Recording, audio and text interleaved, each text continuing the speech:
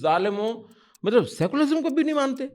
اقوام متحدہ کی جو انسانی بنیادوں پر جو فیصلے ہیں ان کو بھی نہیں مان، اس کی روح سے بھی فلسطینی جو ہے نا انٹائٹلڈ ہیں غزہ کو رکھنے کے لیے۔ غزہ کے اندر جو کھڑا ہے وہ تمام کے تمام جو کوئی انسانی یا سیکولر معیارات ہوتے ہیں اس کی روح سے وہ اپنی سرزمین کا دفاع کر رہا ہے، ٹھیک ہے جی، وہ مطلب وہ حریت کی جنگ کر رہا ہے ان کی لینگویج میں بھی۔ تو مطلب یہ تو بالکل ایک لیجیٹیمیٹ کاز ہے اگر فلسطینی آج اٹھتے ہیں ویسٹ بینک میں اور غزہ میں۔ پاکستان کا یا ہمارے یہاں کا جو پوری دنیا کا مسلمان ہے، وہ اس کے ہاتھ میں کیا، وہ کیا کر سکتا ہے؟ آپ کے نزدیک یہ جو بوائیکاٹ کا ایک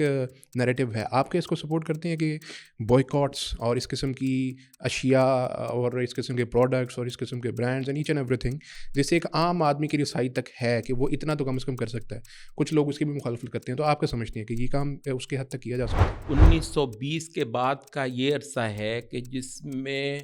برطانیہ بہادر نے دروازے کھول دیے اور یہ جو تھے یہودی جو ہیں یورپ کے ملکوں سے ادھر ادھر سے بہت بڑی تعداد میں آ کر ہوئے، اب ظاہر مسلمانوں کی طاقت نہیں تھی، تو اصل یہ جو خباثت ہے یا یہ بددیانتی ہے وہ ان کی ہے کہ انہوں نے یہاں ان لوگوں کو انڈیجنس بنایا ہے۔ ماشاء اللہ سے 50+ اسلامی کنٹریز ہیں اور ہم سب کے سامنے یہ سب کچھ ہو رہا ہے جو کہ اب بھی فلسطین میں ایٹ دس پرٹیکولر پوائنٹ جب ہم یہ ریکارڈ کر رہے ہیں، اللہ ہی کی ذات بہتر جانتی ہے کہ وہاں پہ کیا ہو رہا ہے۔ تو کوئی کچھ کر، حالانکہ اگر ہم پیچھے دیکھیں 1967 کے اندر بھی حالانکہ اتنی کوئی پاور طاقت نہیں بھی تھی، تب بھی کوشش کی کچھ عرب کنٹریز نے بھی، جس میں ایک افریقن کنٹری بھی تھی ایجپٹ، انہوں نے بھی، اور اس کے ساتھ حالانکہ ان کو شکست بھی ہوئی لیکن کچھ نہ کچھ ہاتھ پیر تو مارے۔ اب تو وہ بھی نہیں ہے، کوئی کچھ کرنے کے لیے کوئی کسی قسم کا ایکشن لینے کے تیار آخر کیوں نہیں ہے؟ اس کی کیا وجہ ہے؟ بنیادی طور پر یہودیوں کے مذہب پہ تحریف کر کے یہ اب اسرائیل انہوں نے قائم کی ہے، اس میں یہ بھی خاصی حد تک ایک اسٹیبلشڈ بات ہے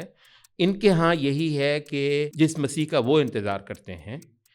اس مسیح سے پہلے اس علاقے کے اندر ان کا جانا ان کے لیے عذاب کی، خدائی عذاب کی دعوت بن سکتا ہے، ان کے ہاں یہ ایک چلا آتا ہے۔ 1948 میں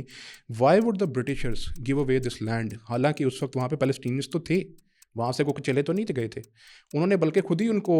جو ہے الاؤ کر دیا۔ اور اس کے بعد 1948 میں جب برٹشرز کو مار پڑ چکی تھی ورلڈ وار 2 کے اندر، وہ آہستہ آہستہ اپنی جو ایڈمنسٹرڈ جو لینڈس تھے ان کو وہ انڈیپینڈنس دے رہے تھے، تو انہوں نے دینی تو تھی، تو انہوں نے کس وجہ سے، آپ کا سمجھتے ہیں ان کا تو آپس میں کرسچنز اور جیوز کا تو آپس میں اچھا خاصا بیر ہے، تو کیا وجوہات تھی جس کی وجہ سے انہوں نے ان کو اوارڈ کر دی مور دین 50% آف دا لینڈ؟ اس کی کیا وجوہات ہے؟ اصلاً جہاد فرض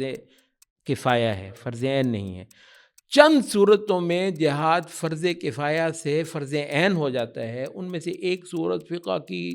تقریباً ہر ہی کتاب میں لکھا ہوگا کہ ان میں سے ایک صورت یہ ہے کہ جس وقت کافر مسلمان ملکوں پر چڑھائے اس وقت انہوں نے لکھا ہوا ہے کہ بیوی کو شوہر سے اجازت لینے کی ضرورت نہیں ہے، غلام کو آقا سے اجازت لینے کی ضرورت نہیں ہے، بیٹے کو باپ سے اجازت لینے کی ضرورت نہیں ہے، آزاد بھی، غلام بھی، عورت بھی، مرد بھی، جو ہو سکے گا کافر کے خلاف مزاحمت کریں گے۔ یہ آپ کی فقہ کی کتابوں میں لکھا ہوا ہے، جہاد فرض عین ہو جاتا ہے اس وقت۔